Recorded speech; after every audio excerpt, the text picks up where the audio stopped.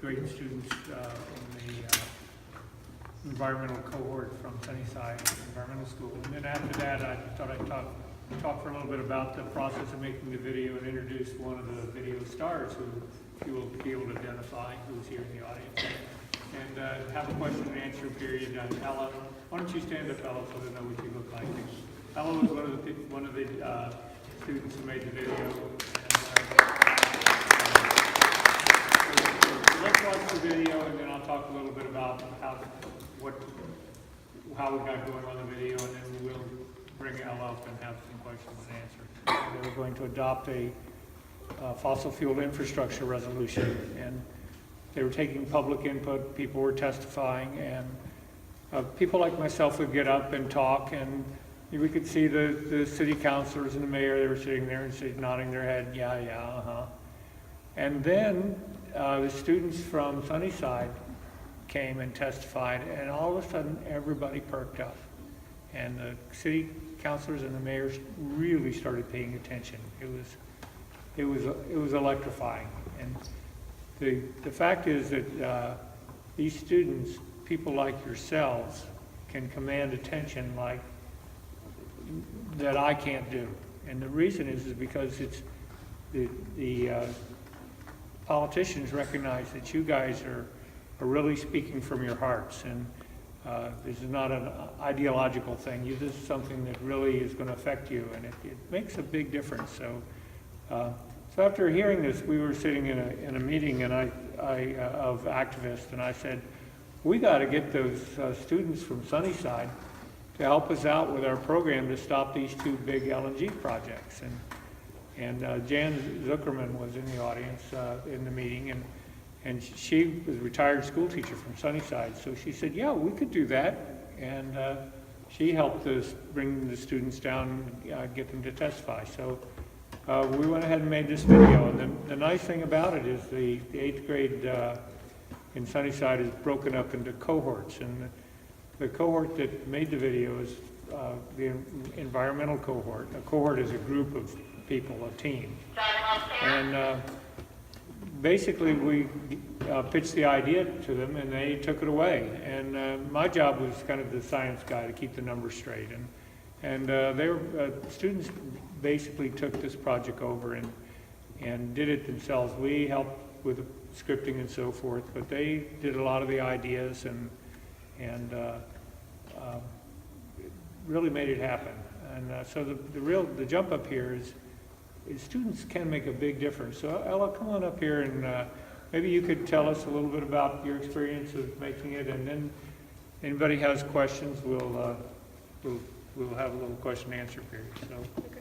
It was really empowering to see how if we had an idea we could make it happen, and it's cool to have people that have been involved for a really long time come up to us and ask about the video, because see how many people it reached was really cool. We've got about close to 5,000 hits now, and you've talked to the governor, yes? Yeah. And so Ella's been, handed the governor a CD, and she was,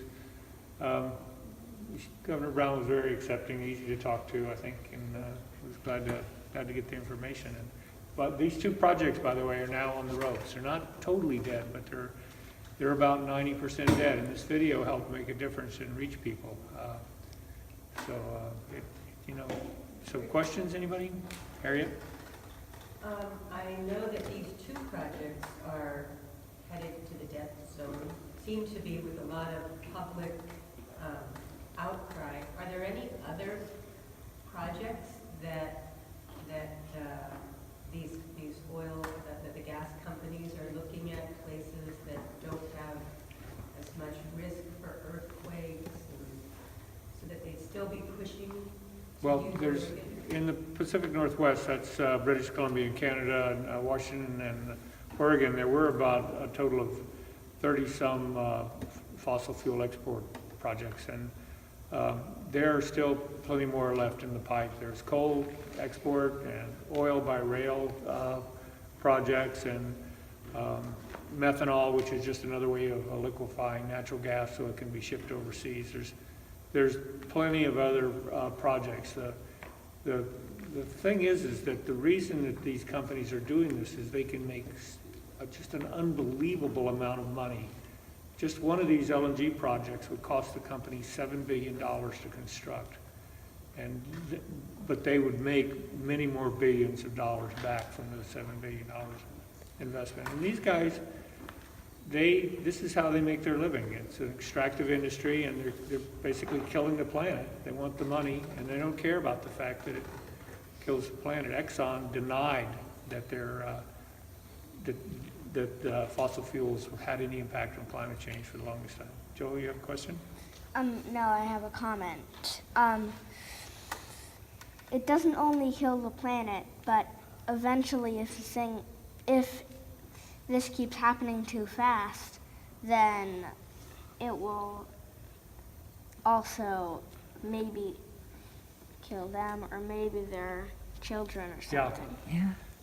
Yeah, it's people are in denial. You can look at tobacco.